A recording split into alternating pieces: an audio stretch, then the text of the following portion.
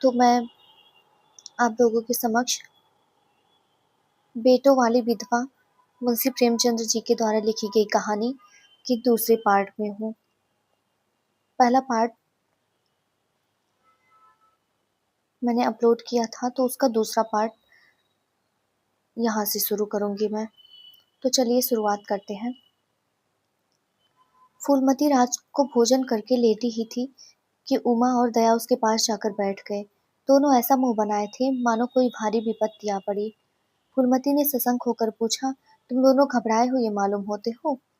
उमा ने सिर खुजलाते हुए कहा, समाचार पत्रों में लेख लिखना बड़े जोखिम का काम है अम्मा। कितना ही बचकर लिखो, लेकिन कहीं न कहीं पकड़ तो हो ही जाती है। दयानाथ ने एक लेख लिखा था, उस पर 5,000 की जमानत मांगी गई है। अगर कल तक ना जमा कर दी गई तो गिरफ्तार हो जाएंगे और 10 साल की सजा ठुक जाएगी। फूलमती ने सिर पीट कर कहा, ऐसी बातें क्यों लिखते हो बेटा? जानते नहीं हो आजकल हमारे आदिन आए हुए हैं, जमानत किसी तरह नहीं टल सकती। दयानंद ने अपराधी भाव से उत्तर दिया, मैंने तो अम्मा ऐसी कोई बात नहीं लिखी थी, लेकिन किस्मत को क्या करूं? हाकिम जिला इतना बड़ा है कि जरा भी रियायत नहीं करता। मैंने जितनी दौड़ धूप की हो सकती थी सब कर ली। तो तुमने कामता से रुपए का प्रबंध करने को नहीं कहा? उमा ने मुंह बनाया। उनका स्वभाव तो तुम जानती हो अम्मा, उन्हें रुपए प्राणों से भी प्यारे हैं। इन्हें चाहे काला पानी ही हो जाए, वह एक पाई न देंगे। दयानंद ने समर्थन किया, मैंने तो उनसे उनका जिक्र ही नहीं किया। फूलमती ने चारपाई से उठते हुए कहा, चलो मैं कहती हूँ, देगा कैसे नहीं? रुपए इसी दिन के लिए तो होते हैं कि गाड़ कर रखने के लिए। उमानाथ ने माता को रोक कर कहा, नहीं अम्मा, उनसे कुछ ना कहो। रुपए तो ना देंगे, उल्टे और हाय हाय मचाएंगे। उनको अपनी नौकरी की खैरियत मनानी है, इन्हें घर में रहने भी ना देंगे। अफसरों में जाकर खबर दे तो आश्चर्य नहीं। फूलमती ने लाचार होकर कहा, तो फिर जमानत का क्या प्रबंध करोगे? मेरे पास तो कुछ नहीं है। हाँ, मेरे गहने हैं, इन्हें ले जाओ, कहीं गिरो रख कर जमानत दे दो, और आज से कान पकड़ो कि किसी पत्र में एक शब्द भी नहीं लिखोगे।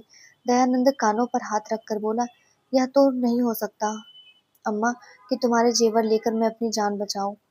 10-5 साल की कैद ही तो है, झेल लूंगा। यहीं बैठा बैठा क्या कर रहा हूँ। फूलमती छाती पीटते हुए बोली, कैसी बातें मुंह से निकालते हो बेटा? मेरे जीते जी तुम्हें कौन गिरफ्तार कर सकता है? उसका मुंह झुलस दूंगी। गहने इसी दिन के लिए हैं या किसी और दिन के लिए? जब तुम ही ना रहोगे तो गहने लेकर क्या आग आग में झोंकूंगी? उसने पिटारी लाकर उसके सामने रख दी। दया ने उमा की ओर जैसे फरियाद की आंखों से देखा और बोला, आपकी क्या राय है भाई साहब? इसी मारे मैं कहता था अम्मा को बताने की जरूरत नहीं, जेल तो हो ही जाती या कुछ और। उमा ने जैसे सिफारिश करते हुए कहा, यह कैसे हो सकता था कि इतनी बड़ी वारदात हो जाती और अम्मा को खबर ना होती? मुझसे यह ना हो सकता था कि सुनकर पेट में डाल लेता, मगर अब करना क्या चाहिए यह मैं खुद निर्णय नहीं कर सकता। ना तो यह अच्छा लगता है कि तुम जेल जाओ, और ना ही अच्छा लगता है कि अम्मा के गहने गिरो रखे जाएं। फूलमती ने व्यथित व्यथित कंठ से पूछा, क्या तुम समझते हो मुझे गहने तुमसे ज्यादा प्यारे हैं? मैं तो प्राण तक तुम्हारे ऊपर न्यौछावर कर दूं। गहनों की विसाती क्या है? दया ने दृढ़ता से कहा, अम्मा, तुम्हारे गहने तो ना लूंगा, चाहे मुझ पर कुछ ही क्यों ना आ पड़े। जब आज तक तुम्हारी सेवा ना कर सका तो किस मुंह से तुम्हारे गहने उठा ले जाऊं? मुझ जैसे कपूत को तो तुम्हारी कोख से जन्म ही ना लेना चाहिए था, सदा तुम्हें कष्ट ही देता रहा। फूलमती ने भी उतनी दृढ़ता से कहा, अगर यो ना लोगे तो मैं खुद जाकर इन्हें गिरो रख दूंगी और खुद हाकिम जिला के पास जाकर जमानत जमा कराऊंगी। अगर इच्छा हो तो यह भी परीक्षा ले लो। आंखें बंद हो जाने के बाद क्या होगा भगवान जाने, लेकिन जब तक जीती हूँ तुम्हारी ओर कोई तिरछी आंखों से नहीं देख सकता है। उमानाथ ने मानो माता पर एहसान रखकर कहा, अब तो तुम्हारे लिए कोई रास्ता नहीं रहा दयानाथ। क्या हरज है, ले लो, मगर याद रखो, ज्यों ही हाथ में रुपए आ जाएं, गहने छुड़ाने पड़ेंगे। सच कहते हैं, मातृत्व दीर्घ तपस्या है। माता के सिवाय इतना स्नेह और कौन कर सकता है? हम बड़े अभागे हैं कि माता के प्रति जितनी श्रद्धा रखनी चाहिए उसका शतांश भी नहीं रखते। दोनों ने जैसे बड़े धर्म संकट में पड़कर गहनों की पिटारी संभाली और चलते बने। माता वात्सल्य भरी आंखों से उनकी ओर देखती रही थी और उसकी संपूर्ण आत्मा का आशीर्वाद जैसे उन्हें अपनी गोद में समेट लेने के लिए व्याकुल हो रहा था। आज कई महीनों के बाद उसके भग्न मात्र हृदय को अपना सर्वस्व अर्पण करके जैसे आनंद की विभूति मिली।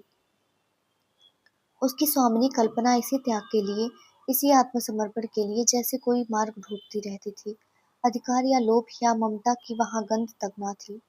त्याग ही उसका आनंद और त्याग ही उसका अधिकार है। आज अपना खोया हुआ अधिकार पाकर अपनी सिरजी हुई प्रतिमा पर अपने प्राणों की भेंट करके वह निहाल हो गई। 3 महीने और गुजर गए। माँ के गहनों पर हाथ साफ करके चारों भाई उसकी दिलजोई करने लगे थे। अपनी स्त्रियों को भी समझाते थे कि उसका दिल ना दुखाए। अगर थोड़े से शिष्टाचार से उसकी आत्मा को शांति मिलती है तो इसमें क्या हानि है। चारों करते अपने मन की, पर माता से सलाह ले लेते या ऐसा जाल फैलाते कि वह सरला उसकी बातों में आ जाती और हर एक काम में सहमत हो जाती। बाग को बेचना उसे बुरा लगता था, लेकिन चारों ने ऐसी माया रची कि वह उसे बेचे जाने पर राजी हो गई। किंतु कुमुद के विवाह के विषय में मतैक्य ना हो सका। माँ पंडित मुरारी लाल पर जमी हुई थी, लड़के दीनदयाल पर अड़े हुए थे। एक दिन आपस में कलह हो गई। फूलमती ने कहा, माँ बाप की कमाई में बेटी का हिस्सा भी है। तुम्हें 16,000 का एक बाग मिला, 25,000 का एक मकान, 20,000 नकद में, क्या 5,000 भी कुमुद का हिस्सा नहीं है? कामता ने नम्रता से कहा, अम्मा, कुमुद अब आपकी लड़की है तो हमारी बहन है। आप 2-4 साल में प्रस्थान कर जाएंगी, पर हमारा उसका बहुत दिनों तक संबंध रहेगा। तब हम यथाशक्ति ऐसी बात ना करेंगे जिससे उसका अमंगल हो।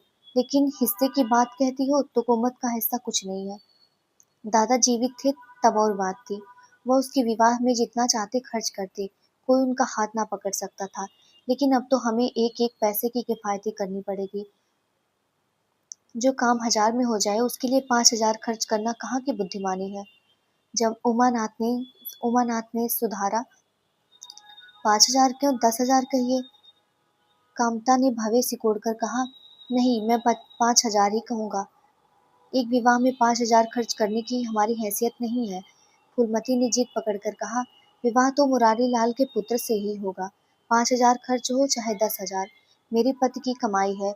मैंने मर मर कर जोड़ा है, अपनी इच्छा से खर्च करूंगी। तुम्ही ने मेरी कोख से जन्म नहीं लिया है, कुमुद भी उसी कोख से आई है। मेरी आंखों में तुम सब बराबर हो। मैं किसी से कुछ मांगती नहीं। तुम बैठे तमाशा देखो, मैं सब कुछ कर लूंगी। 20,000 में 5,000 कुमुद का है। कामतानाथ को अब कड़वे सत्य की शरण लेने के सिवा और मार्ग ना रहा। बोला, अम्मा, तुम बरबस बात बढ़ाती हो। जिन रुपए को तुम अपना समझती हो वह रुपए तुम्हारे नहीं है।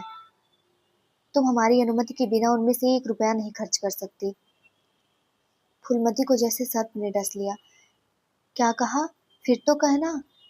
मैं अपने ही संचय रुपए अपनी इच्छा से नहीं खर्च कर सकती। वह रुपए तुम्हारे नहीं रहे, हमारे हो गए। तुम्हारे होंगे, लेकिन मेरे मरने के पीछे नहीं, दादा के मरते ही हमारे हो गए। उमानाथ ने बेहयाई से कहा, अम्मा, कानून कायदा तो जानती नहीं, नाहक उलझती है।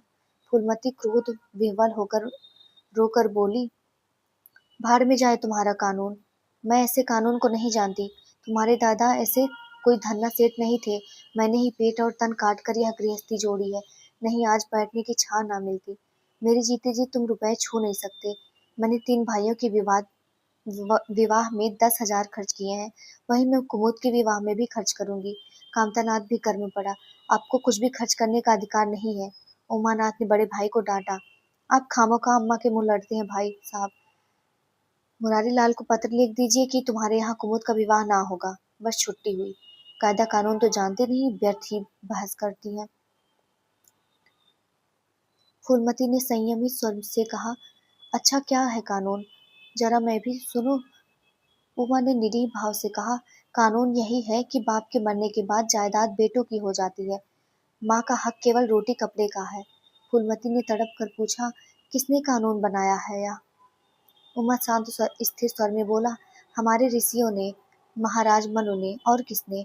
फूलमती एक क्षण अवाक रहकर आहत कंठ से बोली, तो इस घर में मैं तुम्हारे टुकड़ों पर पड़ी हुई हूँ? उमानाथ ने न्यायाधीश की निर्ममता से कहा, तुम जैसा समझो। फूलमती की संपूर्ण आत्मा मानो इस वज्रपात से चीत्कार करने लगी। उसके मुख से जलती हुई चिंगारियों की भांति यह शब्द निकल पड़े, मैंने घर बनवाया, मैंने संपत्ति जोड़ी, मैंने तुम्हें जन्म दिया, पाला, और आज मैं इस घर में गैर हूँ। मनु का यही कानून है और तुम उसी कानून पर चलना चाहते हो। अच्छी बात है, अपना घर द्वार लो, मुझे तुम्हारी आश्रिता बनकर रहता स्वीकार नहीं। इससे कहीं अच्छा कि मैं मर जाऊं। वाह रे अंधेर, मैंने पेड़ लगाया और मैं ही उसकी छांव में खड़ी नहीं हो सकती। अगर यही कानून है तो इसमें आग लग जाए। चारों युगों पर माता के इस क्रोध और आतंक का कोई असर न हुआ। कानून का फौलादी कवच उनकी रक्षा कर रहा था। इन कांटों पर उनका क्या असर हो सकता था। जरा देर में फूलमती उठकर चली गई। आज जीवन में पहली बार उसका वात्सल्य मग्न मातृत्व अभिशाप बनकर उसे धिक्कारने लगा।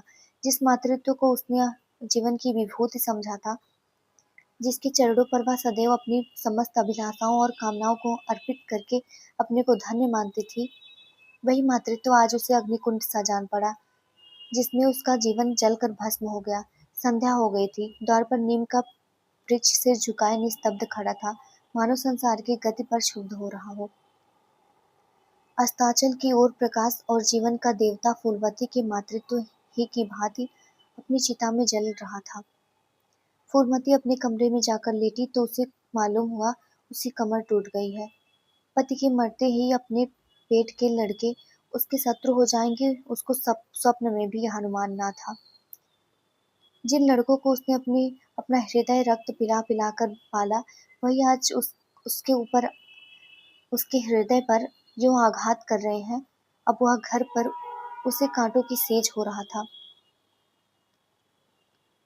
जहाँ उसकी कुछ कद्र नहीं, कुछ गिनती नहीं, वहाँ अनाथों की भांति पड़ी रोटियां खाए, यह उसकी अभिमानी प्रकृति के लिए असह्य था। पर उपाय ही क्या था। और लड़कों से अलग होकर रहे भी तो नाक किसकी कटेगी।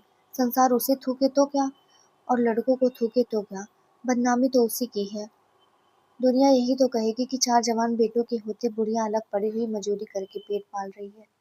जिन्हें उसने हमेशा नीचा समझा, वही उस पर हंसेंगे। नहीं, वह अपमान इस अनादर से कहीं ज्यादा हृदय विदारक है। अब अपना और घर का पर्दा ढके रखने में ही कुशल है। हाँ, उसे अब अपने को नई परिस्थिति के अनुकूल बनाना पड़ेगा। समय बदल गया है। अब तक स्वामिनी बनकर रही, अब लौंडी बनकर रहना पड़ेगा। ईश्वर की यही इच्छा है।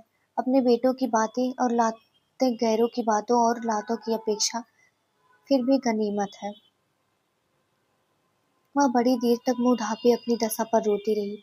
सारी रात इसी आत्मवेदना में कट गई। शरद का प्रभाव डरता डरता उषा की गोद से निकला, जैसे कोई कैदी छिपकर जेल से भाग गया हो। फूलमती अपने नियम के विरुद्ध आज तड़के ही उठी। रात भर में उनका मानसिक परिवर्तन हो चुका था। सारा घर सो रहा था और वह आंगन में झाड़ू लगा रही थी। रात भर उसमें भीगी हुई उसकी पक्की जमीन जैसे उसके नंगे पैरों में कांटों की तरह चुभ रही थी। पंडित जी उसे कभी इतने सवेरे ना उठने देते थे। शीत उसके लिए बहुत हानिकारक था। पर अब वह दिन ना रहे। प्रकृति उसको भी समय के साथ बदल देने का प्रयत्न कर रही थी। झाड़ू से फुर्सत पाकर उसने आग जलाई और चावल दाल की कंकड़ियां चुनने लगी। कुछ देर में लड़के जागे, बहुएं उठी। सभी ने बुढ़िया को सर्दी से सिकुड़े हुए काम करते देखा, पर किसी ने यह ना कहा कि अम्मा क्यों हलकान होती हो। शायद सबके सब बुढ़िया के इस मान मर्दन पर प्रसन्न थे। आज से फूलमती का यही नियम हो गया था कि जी तोड़कर घर का काम करना था और अंतरंग नीति से अलग रहना। उसके मुख पर जो एक आत्मगौरव छलकता रहता था, उसकी जगह अब गहरी वेदना छाई हुई नजर आती थी। जहाँ बिजली जलती थी, वहाँ अब तेल का दिया टिमटिमा रहा था, जिसे बुझा देने के अलावा के लिए हवा का एक हल्का सा झोंका ही काफी था। मुरारी लाल को इंकारी पत्र लिखने की बात पक्की हो चुकी थी। दूसरे दिन पत्र लिख दिया गया। दीनदयाल से कुमुद का विवाह निश्चित हो गया। दीनदयाल की उम्र 40 से कुछ अधिक थी। मर्यादा में भी कुछ हेठे थे, पर रोटी दाल से खुश थे। बिना किसी ठहराव के विवाह पर राजी हो गए। तिथि नियत हुई, बारात आई, विवाह हुआ और कुमुद विदा कर दी गई। फूलमती के दिल पर क्या गुजर रही थी इसे कौन जान सकता था। पर चारों भाई बहुत प्रसन्न थे, मानो उनके हृदय का कांटा निकल गया हो। ऊंचे कुल की कन्या मुंह कैसे खोलती। भाग्य में सुख भोगना लिखा होगा, सुख भोगेगी। दुख भोगना लिखा होगा, दुख झेलेगी। हर इच्छा बेकसों का अंतिम अवलंब है। घर वालों ने जिससे विवाह कर दिया उसमें हजार ऐब हो, तो भी वह उसका उपास्य, उसका स्वामी है। प्रतिरोध उसकी कल्पना से परे था। फूलमती ने किसी काम में दखल ना दिया। कुमुद को क्या दिया गया, मेहमानों का कैसा सत्कार किया गया, किसके यहाँ से नेवते में क्या आया, किसी बात से उसे सरोकार ना था। उससे कोई सलाह भी ना ली गई थी। यदि ली भी गई तो उसने यही बोला, बेटा तुम लोग जो करते हो अच्छा ही करते हो, मुझसे क्या ही पूछते हो। जब कुमुद के लिए द्वार पर डोली आ गई और कुमुद माँ के गले लिपट कर रोने लगी, तो वह बेटी को अपनी कोठरी में ले गई और जो कुछ 150 रुपए और दो चार मामूली गहने उसके पास बच रहे थे, बेटी की आंचल में डाल कर बोली, बेटी मेरी तो मन की मन में रह गई, नहीं तो आज क्या तुम्हारा विवाह इस तरह होता और तुम इस तरह विदा की जाती। आज तक फूलमती ने अपने गहनों की बात किसी से ना कही थी। लड़कों ने उसके साथ जो कपट व्यवहार किया था, इसे अब चाहे तक ना समझती हो, लेकिन इसका इतना सब जानती थी कि गहने फिर ना मिलेंगे और मनोमालिन्य बढ़ने के सिवा कुछ हाथ ना लगेगा। लेकिन इस अवसर पर उसे सफाई देने की जरूरत मालूम ना हुई। कुमुद यह भाव मन में लेकर जाए कि अम्मा ने अपने गहने अपनी बहुओं के लिए रख छोड़े, इसे वह किसी तरह ना सह सकती थी, इसलिए वह उसे अपनी कोठरी में ले गई थी। लेकिन कुमुद को पहले से ही इस कौशल की टोह मिल चुकी थी। उसने गहने और रुपए आंचल से निकालकर माता के चरणों में रख दिए और बोली, अम्मा मेरे लिए तुम्हारा आशीर्वाद लाखों रुपए के बराबर है। तुम इन चीजों को अपने पास रखो, ना जाने अभी तुम्हें किन विपत्तियों का सामना करना पड़े। फूलमती कुछ कहना ही चाहती थी कि उमानाथ ने आकर कहा, क्या कर रही है कुमुद, चल जल्दी कर, साइड टली जाती है, वह लोग हाय हाय कर रहे हैं, फिर 2-4 महीने में आएगी ही, जो कुछ लेना देना होगा ले लेना। फूलमती के घाव पर जैसे मानो नमक पड़ गए। बोली, मेरे पास अब क्या है भैया जो इसे मैं दूंगी। जाओ बेटी, भगवान तुम्हारा सुहाग अमर करे। कुमुद विदा हो गई। फूलमती पछाड़ खाकर गिर पड़ी। जीवन की लालसा नष्ट हो गई। 1 साल बीत गया। फूलमती का कमरा घर में सब कमरों से बड़ा और हवादार था। कई महीनों से उसने बड़ी बहू के लिए खाली कर दिया था और खुद एक छोटी सी कोठरी में रहने लगी थी, जैसे कोई भिखारन हो। बेटों और बहुओं से अब जरा सा भी स्नेह ना था। अब वह घर की लौंडी थी। घर के किसी प्राणी, किसी वस्तु, किसी प्रसंग से उसे प्रयोजन ना था। वह केवल इसलिए जीती थी कि मौत न आ जाती थी। सुख या दुख का उसे क्लेश मात्र भी ज्ञान न था। उमानाथ का औषधालय खुला, मित्रों की दावत हुई, नाच तमाशा हुआ। दयानाथ का प्रेस खुला, फिर जलसा हुआ, सीतानाथ को वजीफा मिला और विलायत गया, फिर उत्सव हुआ। कामतानाथ के बड़े लड़के का यज्ञोपवीत संस्कार हुआ, फिर धूमधाम हुई, लेकिन फूलमती के मुख पर आनंद की छाया तक न आई। कामता प्रसाद टाइफाइड में महीने भर बीमार रहा और मरकर उठा। दयानाथ ने अपने पत्र का प्रचार बढ़ाने के लिए वास्तव में एक आपत्तिजनक लेख लिखा और 6 महीने की सजा पाई। उमानाथ ने फौजदारी के मामले में रिश्वत लेकर गलत रिपोर्ट लिखी और उसकी सनद छीन ली गई। पर फूलमती के चेहरे पर रंज की परछाई तक ना पड़ी। उसके जीवन में अब ना कोई आशा, ना कोई दिलचस्पी, ना कोई चिंता थी। बस पशुओं की तरह काम करना और खाना, यही उसकी जिंदगी के दो काम थे। जानवर मारने से काम करता है, पर खाता है अपने मन से। फूलमती बेकहे काम करती थी, पर खाती थी विष के कौर की तरह। महीनों सिर में तेल ना पड़ता था, महीनों कपड़े ना धुलते, कुछ परवाह नहीं। चेतना शून्य हो गई थी। सामन की झड़ी लगी हुई थी, मलेरिया फैल रहा था। आकाश में मटियाले बादल थे, जमीन पर मटियाला पानी। आर्द्र वायु शीत ज्वर और श्वास का वितरण करती फिरती थी। घर की मेहरी बीमार पड़ गई। फूलमती ने घर के सारे बर्तन मांजे, पानी में भीग भीग कर सारा काम किया, फिर आग जलाई और चूल्हे पर पतीलियां चढ़ा दी। लड़कों को समय पर भोजन मिलना चाहिए। सहसा उसे याद आया, कामतानाथ नल का पानी नहीं पीते। उसी वर्षा में गंगा जल लाने चले। कामतानाथ ने पलंग पर लेटे लेटे कहा, रहने दो अम्मा, मैं पानी भर लाऊंगा। आज मेहरी खूब बैठ रही। फूलमती ने मटियाले आकाश की ओर देखकर कहा, तुम भीग जाओगे बेटा, सर्दी हो जाएगी। कामतानाथ बोले, तुम भी तो भीग रही हो, कहीं बीमार ना पड़ जाओ।